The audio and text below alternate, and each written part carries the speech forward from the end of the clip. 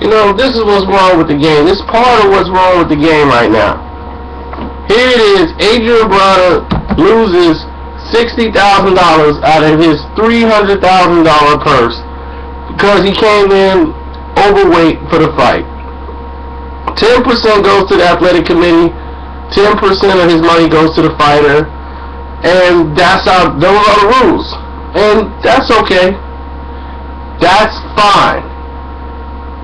But you have Antonio Tarver, who made $1.1 million in his fight, tested positive for steroids, and got a penalty of $2,500. Now you tell me where's the problem. You see what I'm saying?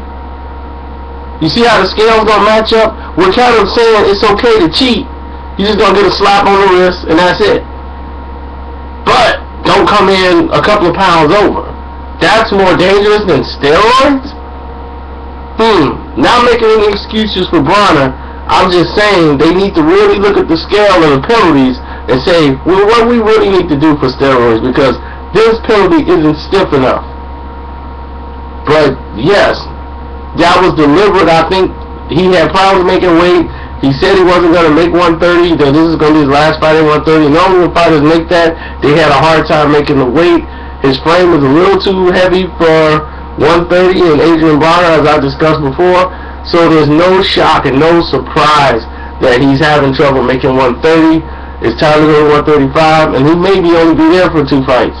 This guy is naturally a 140 fighter. So we're going to see what happens and transpires after this. And stay tuned.